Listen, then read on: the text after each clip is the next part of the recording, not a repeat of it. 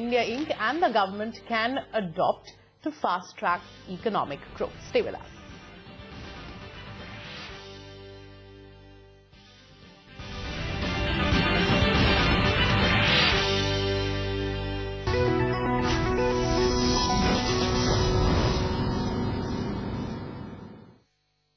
Viewers can now get redressal on their content-related matters. For details, visit www.nbnewdelhi.com.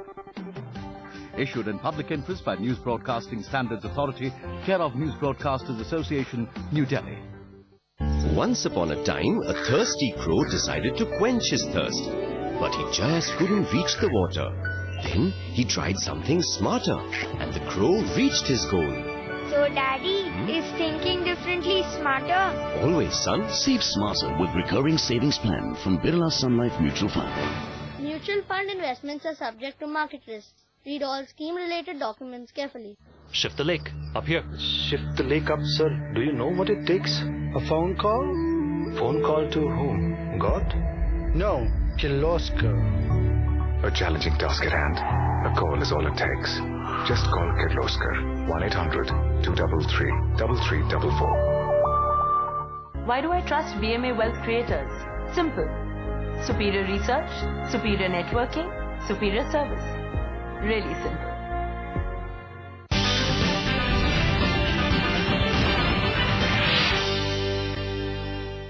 Welcome back to My India, My Idea, our special shows to celebrate India's 65th Independence Day. Okay, let's take it straight then to our panel that's with us this evening. And of course, I'm going to take it straight across to Swami. Swami, tell us, do you feel that there is a need to downsize the role of the government? How do you get the government out of non-critical sectors? Is that even feasible at all? It's a more complicated issue than the way you put it. Governments are needed not just for defense and law and order, although that's important. They're also needed for the basic provision of all civil rights.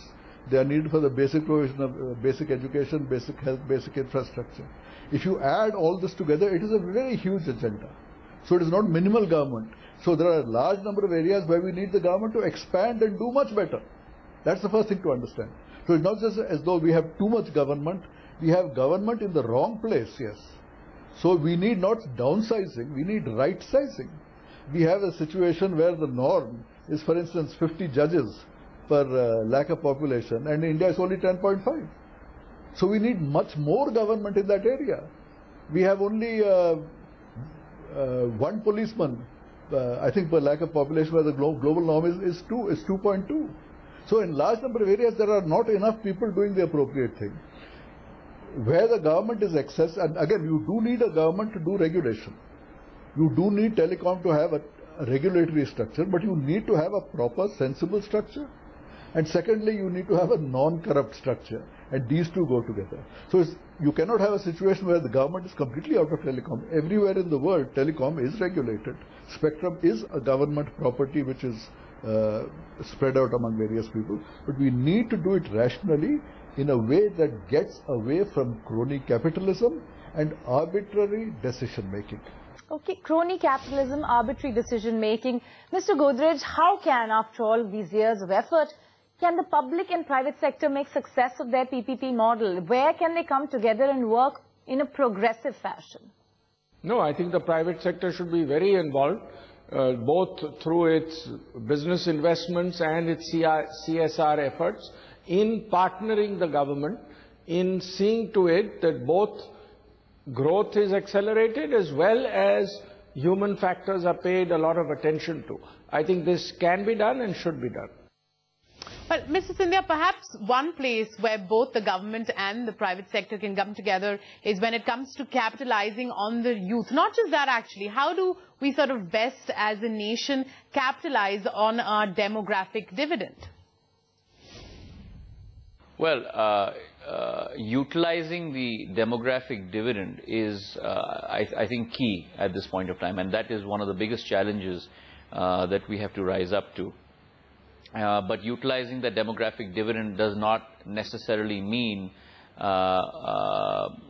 only looking at education or health across the board. I think you have to look at opportunity in a very, very clear, lucid way, and it's that equality of opportunity that we need to provide across the length and breadth of India, so that this demographic dividend can translate into demographic gain for national growth and national good. And that can come through opportunities in entrepreneurship, better infrastructure, better, of course, education, vocational training, most importantly. Right. The National Skill Development Mission has been capitalized with $1 billion specifically for that. So it has to be something which is an all-encompassing imperative. An all-encompassing imperative. Mr. Godrej, where can we see an effort within India Inc. to try and capture the 25 to 35 age group, which is actually constantly adding to a talent pool, but one that we're not able to tap? Well, absolutely. The youth is extremely important. Clearly, we have to increase our investment into education, training, and skill building. Clearly, if we do it well, it will increase our rate of growth. It will accelerate our rate of growth. If we don't do it well, we won't do as well. And this should be done across the board, both in urban and rural India. And both quality and quantity will be very important in education, skilling, and training. The youth are very passionate. The youth are very good. They're very capable. I think we should give them the opportunities. Okay, Swami, away from all of that, what according to you is really the one big factor or problem, a hurdle that could impede our progress over the next couple of decades? We need an improvement in governance above all. Again, there are people who worry about government finances, fiscal deficit, revenue deficit. Excuse me, if you just had improved governance, huge amounts of additional revenue would come and a huge amount of waste and spending would also go. So our fiscal deficit, our revenue deficit is actually a governance deficit. So our biggest problem of all has been misgovernance. This is a very serious problem which has been of rising dimensions. If you do not conquer that, then the other things that is happening on the question of economic policy, economic reform, that will get drowned unless we have better governance. That's the number one problem.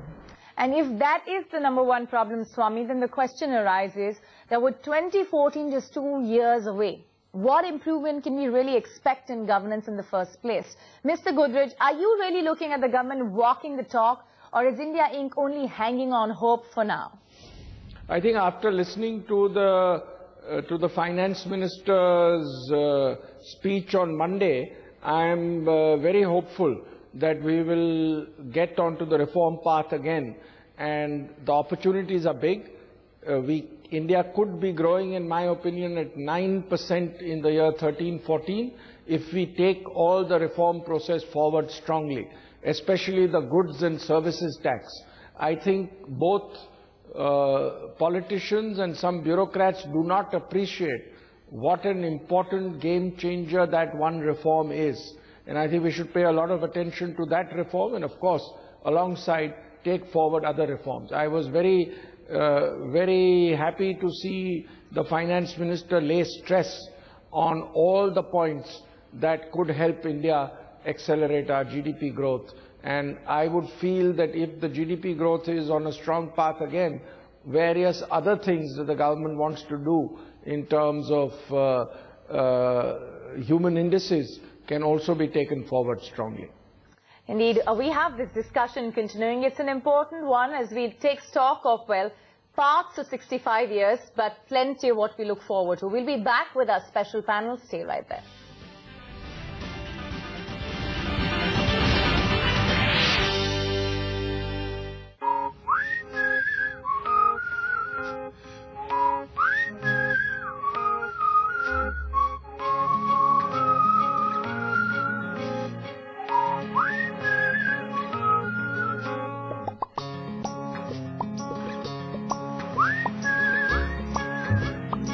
Everyone has a dream. Ours is to make yours happen. Helping people realize their dreams with nearly 10 lakh loans.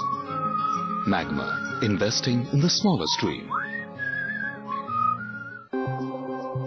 Imagine a car with a high fuel efficiency, spacious interiors, in a sleek body, with dynamic design and a premium touch.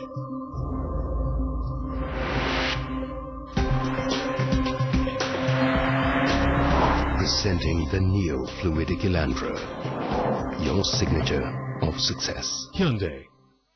BSE has grown to become the 4th largest index options exchange in the world.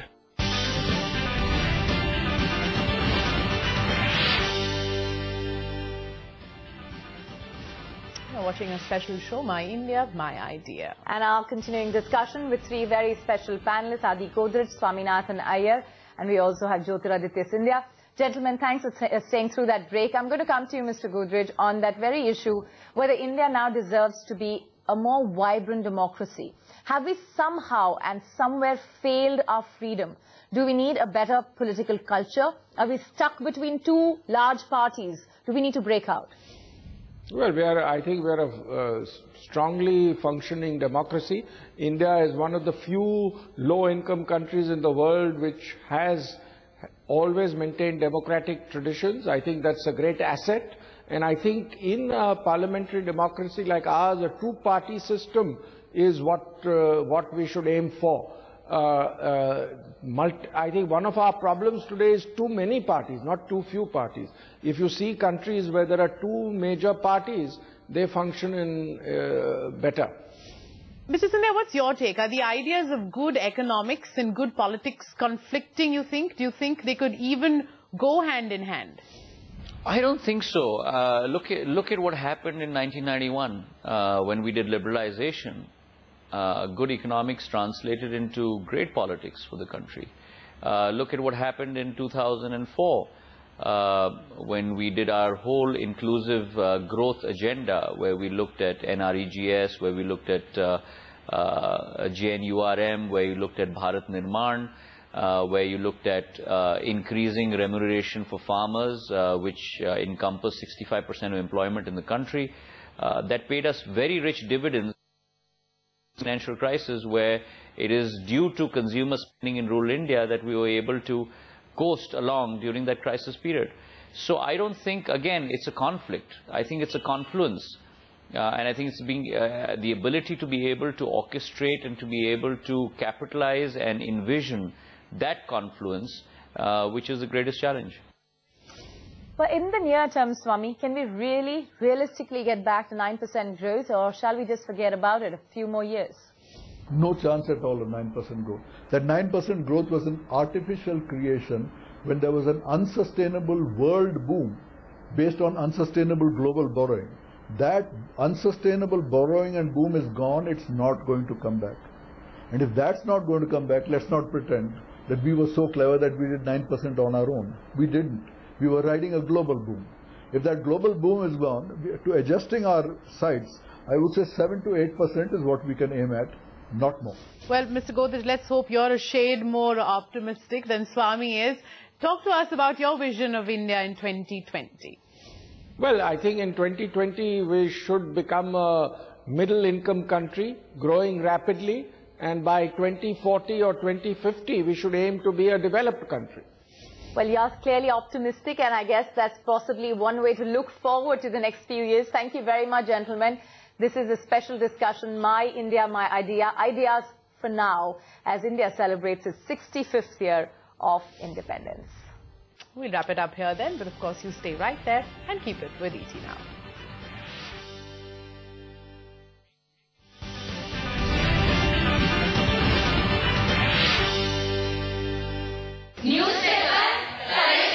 आशा भाई कल काम पे क्यों नहीं आए? मेरे लड़के को जुलाब हो गया। Very good. Got a business? Get a website. BigRock.com. Get a complete website at ₹599. Participating in the Vodafone's Drive into Big Lake was a life-changing experience. The people I met were great, and the exposure I got was even better. It made a lasting impact on me, and of course on my business. Now your business could benefit too. Vodafone Drive into the Big League is back with Season 2. Win a chance to put your logo on the Vodafone McLaren Mercedes car. Register now.